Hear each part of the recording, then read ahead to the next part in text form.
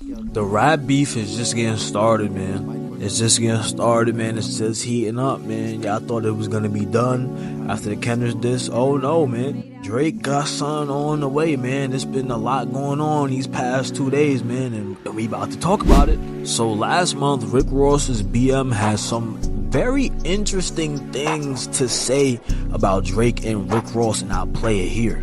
Everything. Y'all better stop believing that bitch. He do shit for the gram. And Drake, I want you to call me because I got something to tell you personally. He talk about your family bad and he racist too. You talk about Drake like a dog? Girl, he got a baby from a Russian woman, look just like Drake. Beautiful little boy. Same age one of that girl got them 3 children from, baby. Them children the same age. That's why she be hiding in the hole somewhere every now and then. Because she know he got a baby that her last baby. Would Rick Ross tell you Drake business allegedly? Because he pillow talk with me all through the night when he wants sandwiches and wake up. His sleep pattern off. So surprisingly, and kind of unsurprisingly, Rick Ross and Nav unfollowed Drake on Twitter. Now, the Rick Ross thing that Tia Kemp said, that kind of makes a little bit of sense, there's more to this also. Nav, I feel like Nav, I don't know why Nav really put himself in this. I feel like Nav just stopped becoming a meme, bro. I feel like people just started liking Nav, and now niggas hate him. I know some Toronto niggas was definitely dissing Nav on Twitter. I definitely seen that when this shit came out. I feel like it kind of makes sense for him to naturally go to the side that, like Metro asks whose side y'all picking. Nav obviously would be on his side.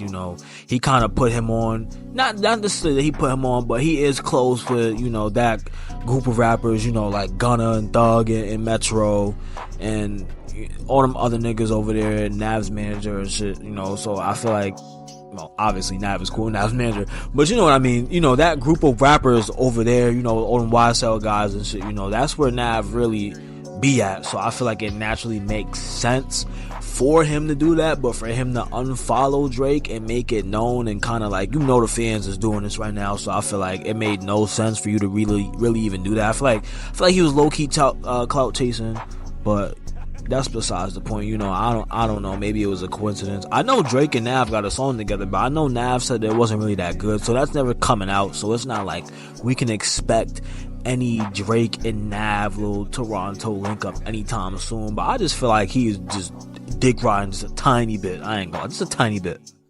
Drake, also being a master of subliminals, used his lyrics in his caption from the Instagram post he had from his show the other day, so that collab is definitely clipped. Drake, once again, the master of subliminals. Y'all ever played Resident Evil? He like Jill Valentine, the master of unlocking. Drake is the master of subliminals, man.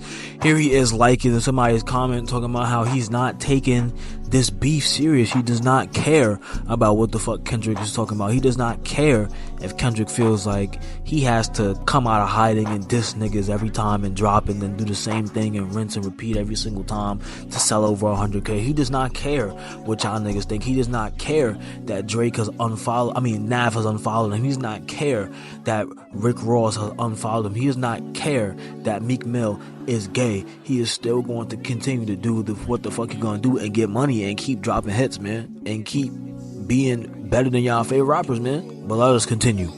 So I wanted to go over some of the Twitter theories that I've been seeing over the last couple of days, because I think y'all niggas are literally going crazy. I've been seeing Kendrick fans going crazy, J. Cole fans going crazy, Drake fans going crazy, everybody going crazy on Twitter, man, over what's been going on. But let us review this tweet here so we know who still reigns supreme above all of these rappers in the industry. Let us analyze this tweet here. Shout out to Real Almighty T. He says Metro got K-Dot to diss Drake and now he's getting his first number one. Pusha T just dissed Drake and it was the height of his career. Where even is he right now? Meek dissed Drake and years later give him his biggest hit. Whether it's loving him or hating him, Drake remains the constant factor. Y'all need him. And that's true. Y'all do need him, man. Y'all do need him. Whether you need to beef with him, Metro and Future, I feel y'all, regardless, people is gonna check their album out, but they getting that extra clout. They about to sell 200K strictly because they got a Drake diss on there, and that's what niggas is trying to hear. I'm not gonna lie, I'm pretty sure damn near all the rest of the songs is falling off the Billboard except for like 3 of them, and the main one being the Drake diss. So clearly, even if Drake is not even on your song, he's still getting you at number 1 if you're mentioning his name. Here we have another theory. I think this one is crazy. By the way, follow me on my socials, man. My socials are always linked in the descriptions of all my videos. Here, my Twitter, man, my link up there.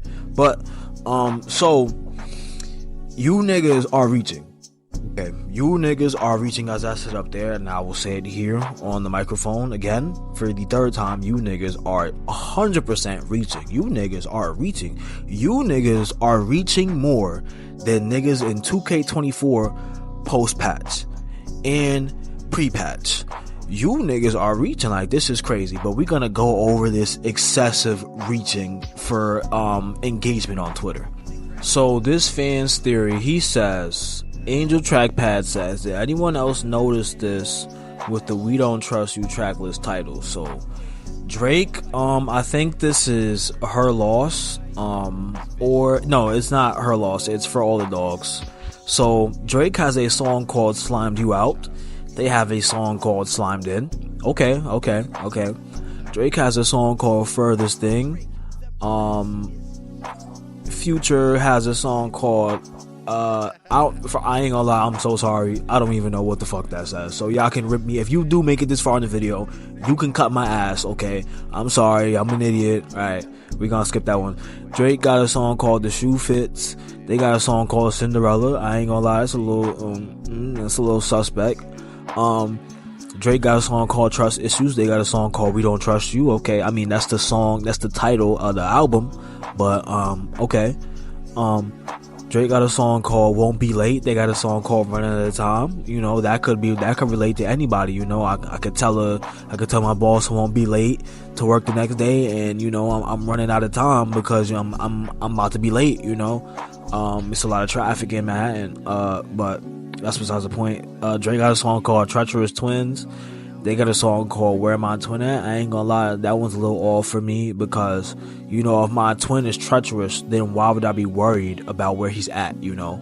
Like, I feel like that one is a little iffy. That one doesn't really make that much sense to me. They got a song called Night Off. And, I mean, Drake got a song called Night Off, and they got a song called Everyday Hustle. Now, you know, that could relate to a lot of things, because a lot of you niggas are lazy, you feel me? A lot of you niggas take a night off, but it's multiple nights every day, you feel me? And you got niggas like me, you know, hustling every single day, you know, whether they going to work, you know, or they on the corner, or they posting, or they, you know, whatever, you stripping, you know, you everyday hustle, you feel me? So, you know, that one is a little relatable. I could see how that one might be a bit of a coincidence, but let's move on. Drake has a song called I Don't Give a Fuck, and Future and Metro have a song called WTF YM. I also do not know what the fuck that acronym means, so if you do make it this far into the video, you again can rip me in the comments. I won't be offended, but yeah, you know, this is definitely reaching. I would give this theory a 3 out of 50. Just failure, just a lot of reaching, just it got some engagement, so you know, that was the goal at the end of the day, you know, was to get people to comment, to get people to talk about it. You know, you did provide me content, Angel Trackpad, so I do appreciate you, but you are definitely reaching. So the other night, Lil Wayne and Drake had a show in Florida. You know, 2 legends, man, student and a master, just 2 masters at the game. You know, people I look up to, man. You know, I want my music to be as good as them, but we not talking about me. You know, some interesting things happened at this show. I keep trying to tell y'all, man, Drake is really the king of subliminals.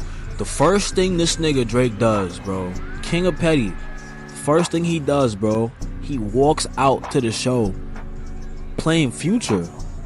Like, just insane, man. Like, just insane. Before he even did that, though, he already told y'all, he already told us he already didn't give a fuck, and then he walks out to Future. Then he lets us into his psychological warfare and his tactic with this motivational speech. The way I'm feeling is the same way I want you to walk out of here feeling about your fucking self. Cause you know how I'm feeling? I got my fucking head up high, my back straight, I'm 10 fucking toes down in Florida or anywhere else I go, and I know that no matter what, it's not a nigga on this earth that can ever fuck with me in my life. And that's how I want you to walk out of here tonight.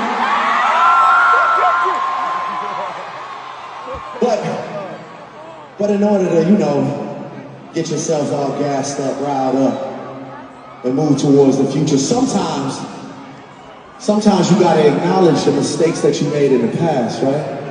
Right? So this is what I want. So if you couldn't read behind the lines of that motivational speech, let me break it down for you the Cincy way. One of the most important things about that speech that y'all need to know was that Drake was basically telling you niggas to win more than 2 Grammys, sell more than 220K. He sells 220K when he drops an EP with 3 songs, nigga, and suck his fucking dick. That's basically the first half of that motivational speech. The second half of that motivational speech was that Drake was basically saying that he regrets getting clicked up with some of y'all niggas, you feel me, getting close with some of y'all, thinking that some of y'all was actually his friends, you know, for example, Rick Ross, allegedly, Future, allegedly, Metro, I know him and Metro not friends, because I know Metro got his bitch boon, but that's not the point, Nav, allegedly, you know, and he's saying that you too should watch out for these people, you feel me, but to continue to prosper because he's Drake, and at the end of the day, he's going to continue to always be bigger than y'all niggas and stand 10 toes the fuck down. And if you think that Drake will not respond with a song, he will, just at the right time, you feel me? He's a very calculated warrior. And you gotta understand that this is psychological warfare. This is war, you feel me? You can't throw out your cards. Y'all niggas ever play Yu-Gi-Oh? You can't just throw out your deck, you feel me, like that. It's a strategy to this shit. It's levels to this, you feel me? So Drake is gonna respond in a very Drake type of way. And it will be bigger than anything Kendrick, Cole, any of them niggas have ever done in their fucking careers. DJ Khaled also popped out to the show, and Lil Durk was there as well, man. And shout out to them too, man, for staying neutral, not picking sides, and not being dick riders, man. It's lit. And apparently fans are wondering which side Lil Baby and Lil Durk will choose. Well, I can tell you that Lil Durk will probably choose Drake's side, but we definitely do not give a fuck what Lil Baby does in 2024. The real question is, what side is Meek Mill choosing? And I think I know the answer. Aww.